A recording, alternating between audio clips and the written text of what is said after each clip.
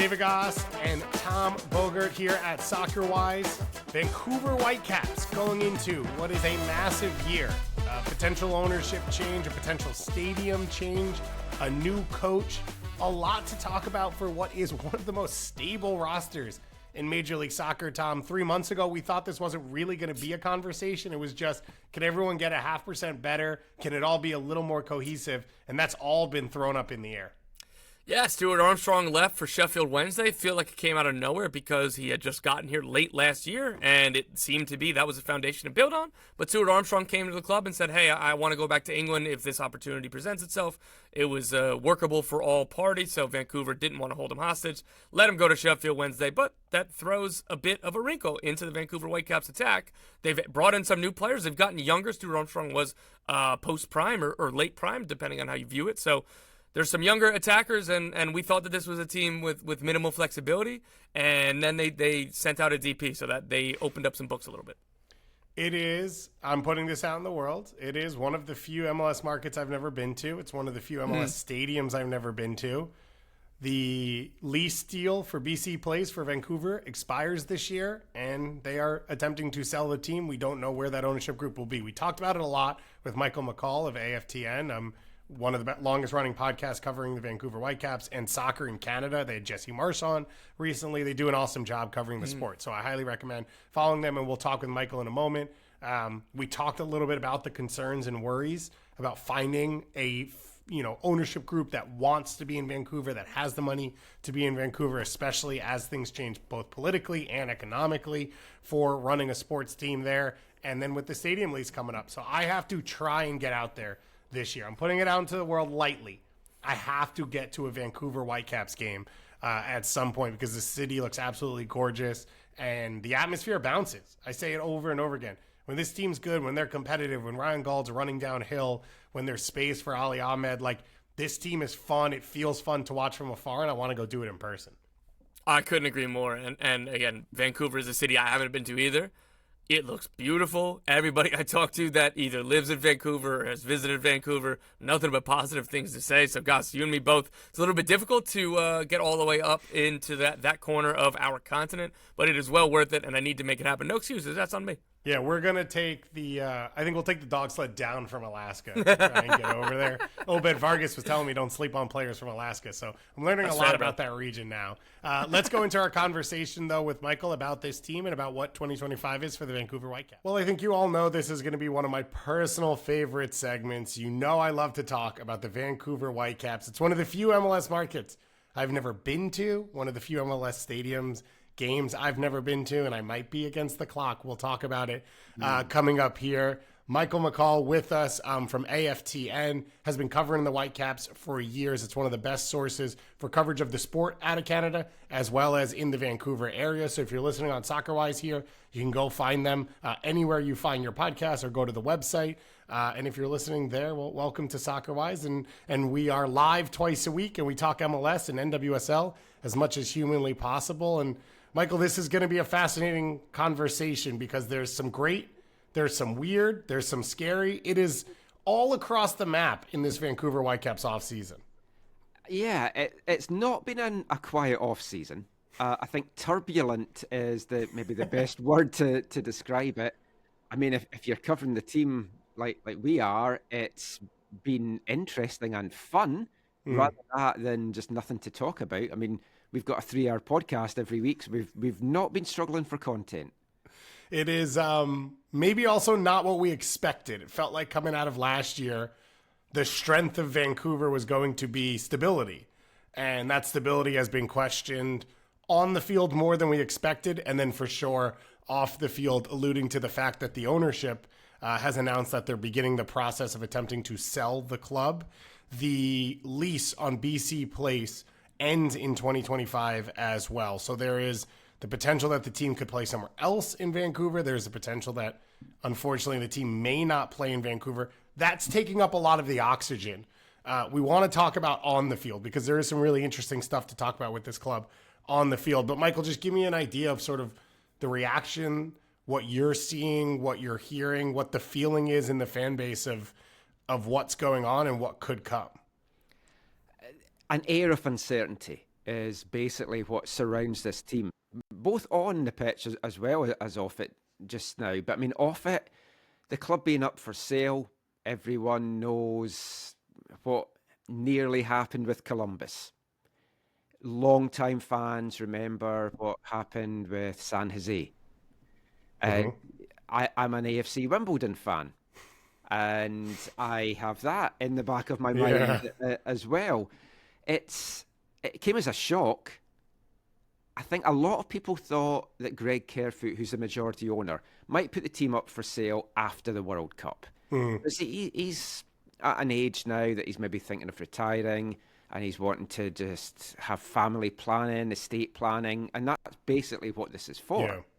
But we were always told that Jeff Mallett, who is the second biggest owner involved with Yahoo, part owner of football teams in Europe and San Francisco Giants, he's always come out and said, no, I'm here long term. This is for my family. So this came as a shock. It was announced as well when a bunch of the players were over at Ryan Gould's wedding. So I'm pretty sure that was an interesting talking point at the wedding reception. But I've spoken to a few players and they try and not think about it. They all feel it is a weird situation. From a fan point of view, I've been here since 2007, so this was before my time.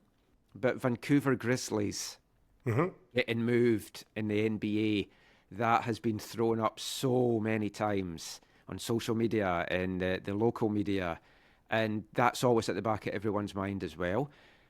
What makes it tougher is the loonie is falling against the US dollar.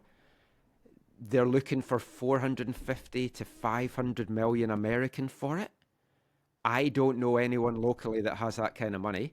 Yeah. I don't know why somebody would want to spend that money to keep the team in Vancouver, if I'm being brutally honest, when you've got markets in the US that probably are on the outside looking in at the next expansion markets. Phoenix, Detroit, makes total sense to me that they come in and say, well, we want this club and we move it. I would hate it. It makes business sense. Football sense, it doesn't. I think MLS, though, would rather have the expansion fees and the money.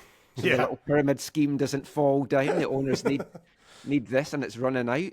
So everyone mentions Vegas. MLS are going to want Vegas as an expansion team. They want the big bucks to come in from Vegas. The $700 million expansion fee. So it's the other markets that I think we have to be worried about. There's rumours Ryan Reynolds might be interested. I think that's more wishful thinking than anything else. I mean, he bought Wrexham at, 20 million or something? You can get promoted in 5-6 years to the Prem. You can't do much in MLS. So I don't see that. There's not a lot of local businessmen that's got that kind of money. So all up in the air. There's not even any rumours of anyone that's interested. So that's a dark cloud that hangs over it. You mentioned BC Place. I mean, we've been told they'll renew the lease. They kind of have to. There's nowhere else to play in Vancouver. There are rumours that there could be a new stadium that could be built. We've got a race course here, so they could build a stadium there. That's been rumoured from pre-COVID times, and it all came to nothing. Apparently the mayor's pushing for that now, and if that gets approved, it could be tied in with keeping the team here. Yeah, that'd be great news, obviously.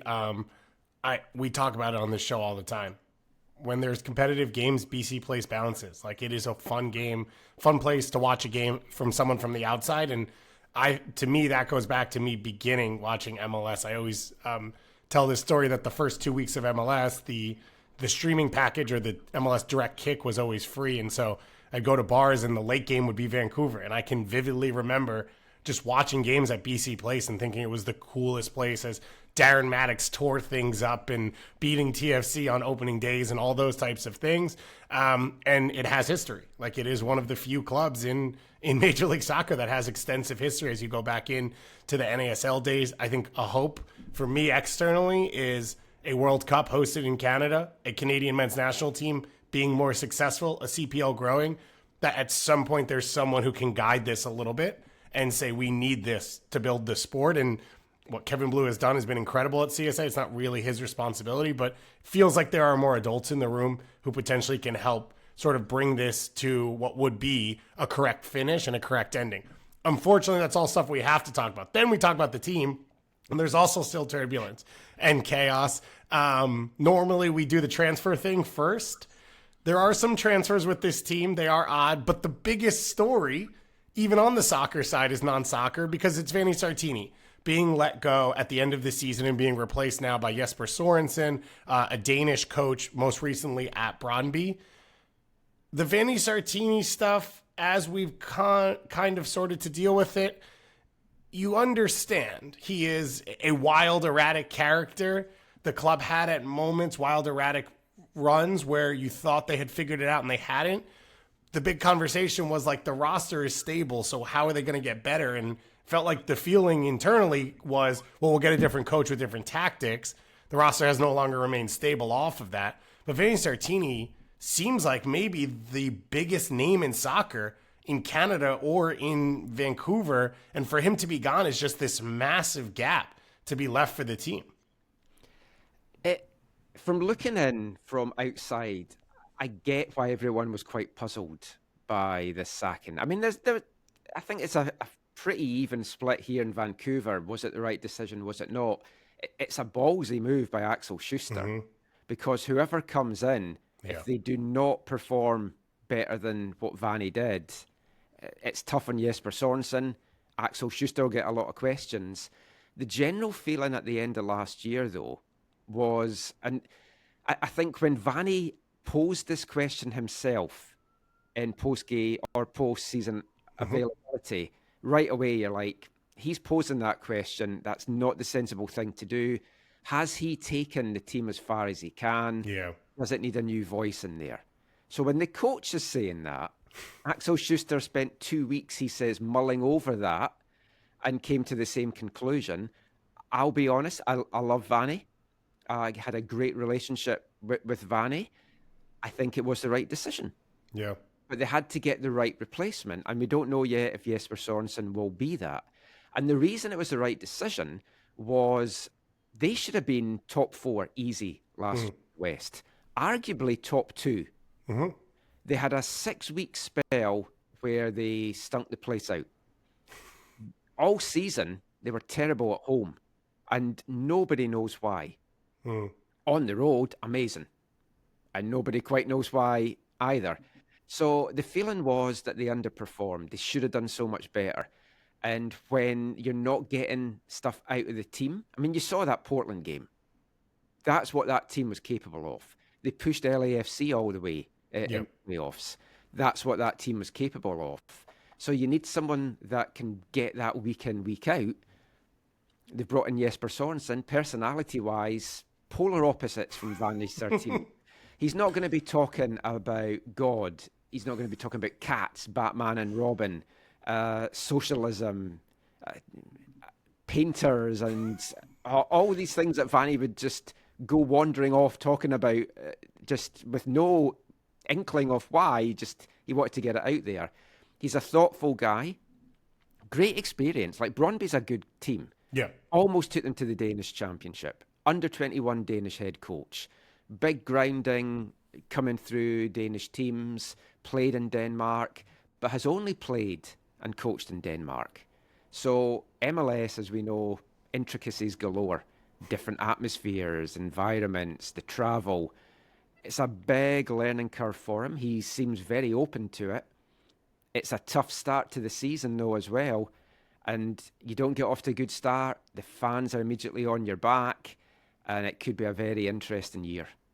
Let's talk about the transfers because that's made it harder. Stuart Armstrong brought in as designated player last year to run alongside Ryan Gauld, the working man's MVP, the hero of the people at the number 10, the Scottish Messi and all those things in between, was supposed to have this partner. And you talk about that Portland game, I think it was a goal and 2 assists for Stuart Armstrong in that game, only ended up playing 6 matches for the Vancouver Whitecaps before asking to be sold back to England, which he was in this offseason to Sheffield Wednesday.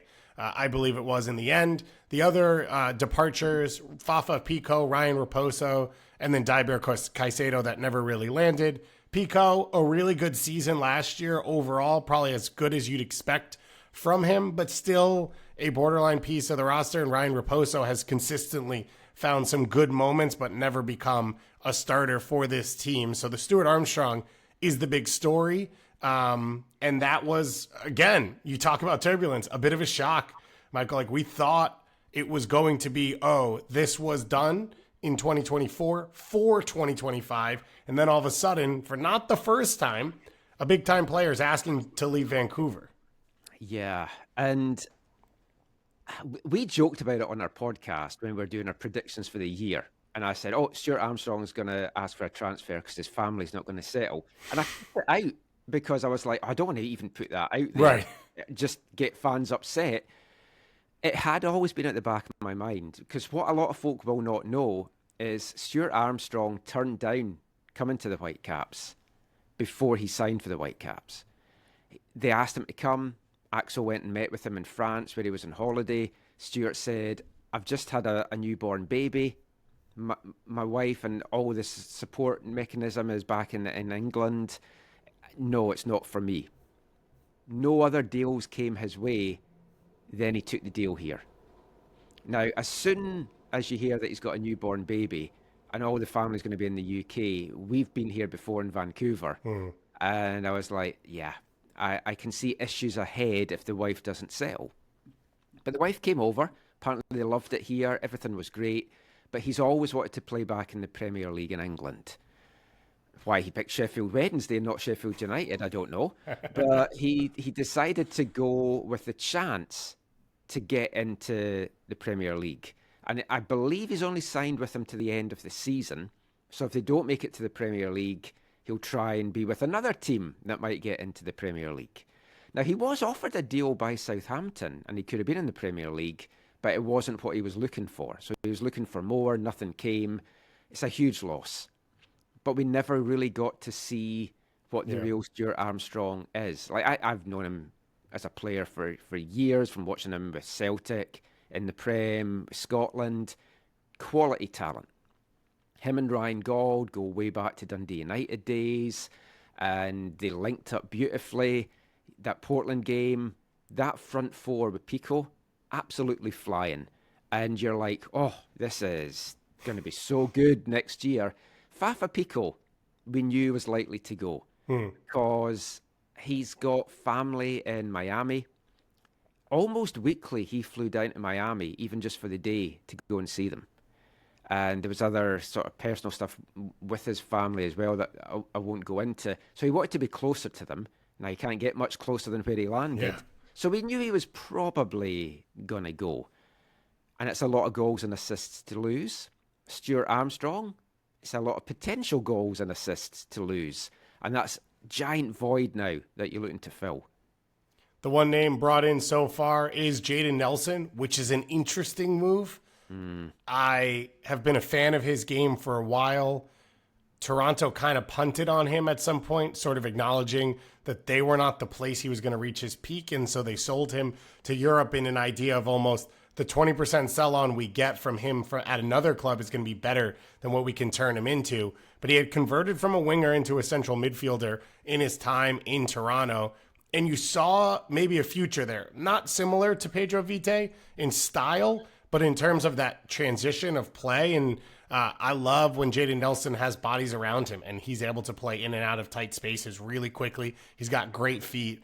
And then when he can get out into the open field, he can be exciting. It's a good move, and it felt like it was just can we add a 0.5% here and there to this roster?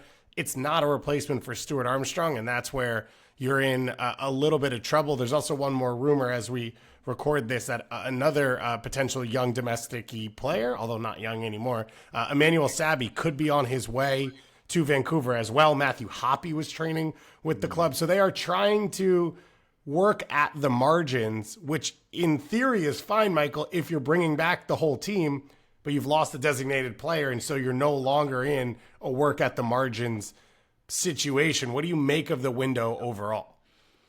I mean, it's been disappointing. And when I was talking to someone at the Whitecaps, I said, the roster's looking quite grim. And they were like, no, it's not. And it's like, oh, it's looking very grim right now. But there's more pieces on their way, is what we've been told. Now, Nelson for me is the like for like replacement for Faf Pico. And what, maybe 12 years younger, I think he Yeah. is. Lit it up at Rosenborg, 8 goals, 8 assists. Wanted to move to a higher league, went to Bundesliga 2, struggled with Ulm. And we spoke to him a couple of weeks ago on our podcast, and he readily admitted it wasn't for him. It was a wrong move. He didn't settle, he didn't like it there, and you didn't see the best Jaden Nelson. So he's come back with a fire under him to show what he can do with 2026 World Cup Yeah. on the horizon. That's really his motivating factor here. So that I like. We've seen him pre-season. He's already got a goal. Um, he's going to be a player, I think, that if he can get in the box, you're going to see goals and assists from him. And I think it's going to be an exciting addition. It looks like Jesper Sorensen probably most of the time is going to go 4-3-3. So it's going to bring wingers into play that Vanni Sartini did not like wingers. Yeah. Which was interesting then that he signed Fafa Pico to begin with. And then there was issues last year with Fafa not getting playing time. But I remember the Whitecaps do a Christmas media dinner. So we were speaking to Vanny one year, and I was trying to get him to sign Lewis Morgan from New York Red Bulls. And he's like, well, you know what's wrong with that? And I was like, what? He's like, I hate wingers. So I think we're going to see wingers now with Vancouver. And Sabi is obviously another winger. He can play through the middle as well. I'm not sold on that one. The Yeah. rumours are they're paying €1 million transfer fee for him. I don't even necessarily see him as a starter, but if you're paying €1 million, I guess he's a Yeah. starter. Hasn't done great with Le Havre. I don't know too much about him. I know that he got one cap for the US. I'm glad we didn't sign Hoppy, I've got to say, because another striker in Vancouver that can't score is the last thing that we kind of need just now. We've had so many of them in the last 12 years. Now, for me, the big gap is, as you say, replacing Stuart Armstrong in the centre of the park. But JJ Adams at the Province newspaper here spoke to Axel Schuster on last Friday, and that doesn't seem to be what is on the cards as the replacement. They're looking more in the attack as opposed to in the midfield. Yeah. And it doesn't sound like they're going to use the designated player spot and they're going to go down the under 22 initiative route. And It that's a is. concern. Yeah. It has been an interesting roster build, as I said. Some of these moves are interesting of like if you're going to take a flyer, if you don't have, if you're trying to take risks here or there, the problem is you do have to get better and you do have to replace some pieces. Let's go to our Matt Doyleism for a moment, and then we'll jump off the back of that. The Caps, man. I, I I guess last year's playoffs where they won 5-0 at Portland and then played great, but ultimately came up a little short against LAFC. I guess that was the high point, because they added Stuart Armstrong as that third DP in the summer, and it didn't look like it was going to work out. But then he got healthy down the stretch and into the playoffs, and he gave them that extra level that allowed them to go toe to toe with LAFC in a way that they hadn't been able to go toe to toe with them or any of the top teams in the region over the past couple years. And so I was excited to see them build on that and head into 2025. But Armstrong is gone. Fafa Picault, who was a big part of last year's success, he's gone, and Vanni Sartini's gone. They decided to change the coach after the three most successful years by far of their MLS existence. So I don't really understand any of that in any real way. And then, there's not been much investment to speak of in this offseason. So it's just back to sort of hoping that Brian White and Ryan Gauld can be awesome and hoping that Ali Ahmed and Pedro Vite can somehow find another level. I'm not sure what formation they're going to be playing, though we saw in preseason it's probably going to be a 4-3-2-1 Christmas tree. Um, I don't hate that, but I'm not sure that it gets the best out of anyone other than Gald. I, I don't know. Like this shouldn't be a bad team, but if you look at how the rest of the West has conducted business this offseason, it's hard to see them taking a step forward and building on that positive momentum that they found in October and November. And as someone who really liked watching that team play, um, I'm really disappointed by that. So the words there of Mr. Matt Doyle, mimicking a lot, I think, of what you had already said, and sort of some of the question marks on the roster. Talked a little about that formation. You mentioned 4-3-3, something similar, and setting up that way. Let me start with this, which, though, is the question mark on all of this, is that the strength last year, fourth best defense, you could say, in the Western Conference, that back, whatever you want to call it, 5, 6, 7, 8, like the defense, goalkeeper in through that base at midfield, that's all returning. So there is this platform of success that has existed. And the question, and I think Doyle put it well there, is has the rest of the West sort of jumped while Vancouver, even with that strength, has remained the same? Yeah, that is, for me, the big aspect to this. And we see it a lot, that the other teams in the West improve and the Whitecaps either don't, or just very small increase in improvements. And I think that is the big thing. You look at San Jose, what they've done, and they're not going to be bottom next year, or Right. if they are this year. If they are, I'll be stunned by that. So they've got longer or they've got a bigger distance to kind of go from bottom into the playoffs. And yeah, they need to make these big pieces, but the Whitecaps don't have far to fall to be out of the playoff spots. Yeah. And I think that's the key thing here. I don't see this as a playoff squad. I don't see us having a playoff starting 11 if everyone was healthy and could play the whole game. It's too early to tell. I think there is a chance there's a DP comes in the summer again. We haven't had a good history of summer DPs coming here. Actually, we haven't had a good history of DPs kind of in general here. As much as I'd like more Scottish players here, I think we kind of need to steer away from them now. It's not been the most successful outside of Ryan Gauld. Pedro Vite was mentioned there, and I think I have been disappointed that he hasn't grown as much as I hoped he would. So this is a huge year for him. He also wants to feature more for the national team. And as Kubis as well, you speak about that back defence, back seven or whatever. Kubis is key to that.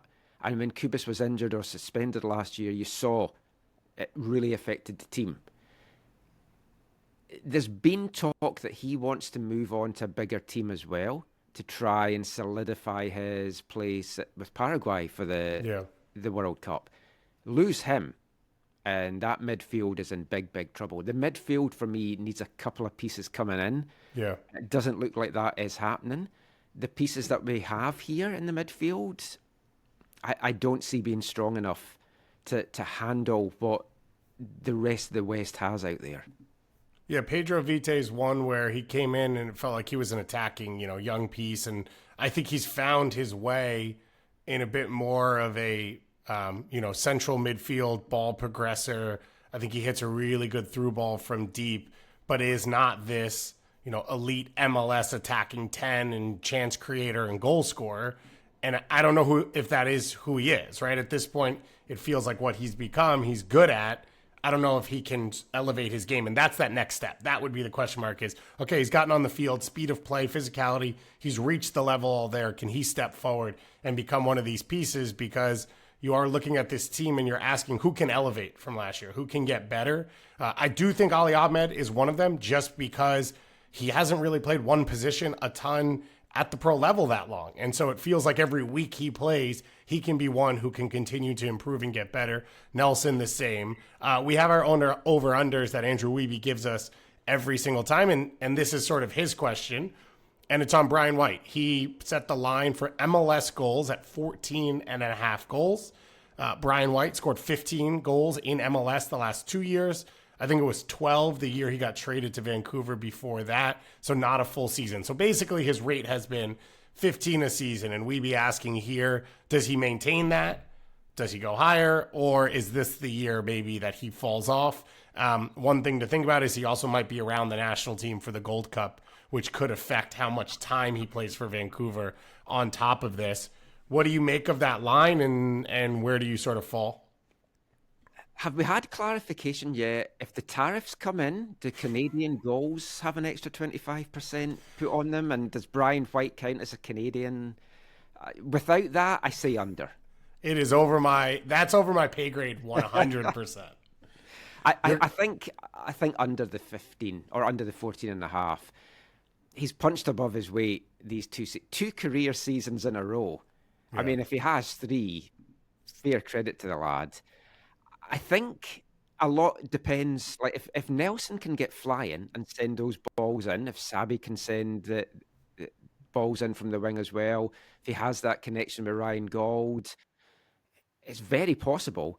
He has to be able to finish better. Mm-hmm. He had a couple of bad misses in the playoffs that really cost Vancouver dear. That is why he's with Vancouver. That's why he's in MLS. And he's not over in Europe. He's not that clinical finisher.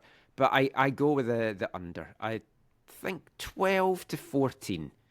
And I take that right now. Yeah. He's lived there for most of his time, as you said.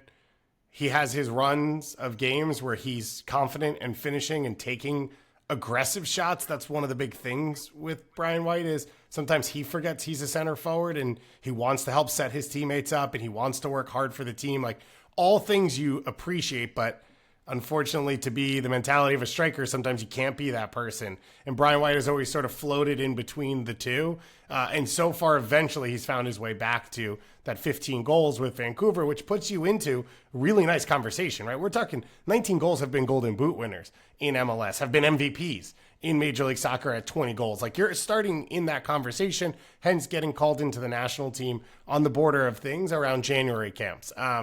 I think he can do it again because I think he puts himself in dangerous places. He has a few abilities, one being his ability to win 50-50s, whether it's aerial, whether it's on the ground. Like he will throw his body in the way for a ball and try and get on the end of things. The question becomes service, though. He doesn't create his own chances. And as you said with Jaden Nelson, that's the real question mark for this team. When we've looked at Vancouver the last few years, good defensively, borderline good, if not great at times. Finishing, it's that chance creation and that one ability to make something special happen, especially against a set defense that hasn't been there. Now we don't have Stuart Armstrong to be that answer. So the question is if there's one there and if it'll be able to come together. Well, I guess we're going to sit around and I'll wait and see this year. It was not the preview I expected. I think if you had asked 6 weeks ago, 7 weeks ago, what Vancouver would look like, I think we were all kind of like, this will be the most boring one. It's the same team again. Everything's the same. And a lot is, but the parts that are different feel absolutely massive.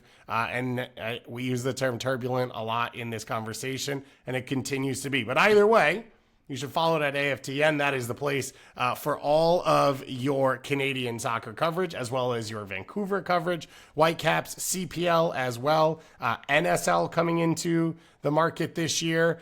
So a lot of exciting stuff going on with the game north of the border, but especially in the Pacific Northwest. And you should definitely tune in to follow along. Michael, I appreciate you taking the time, and hopefully we'll have you back for some fun combos throughout the year. Yeah, hopefully it's been a pleasure.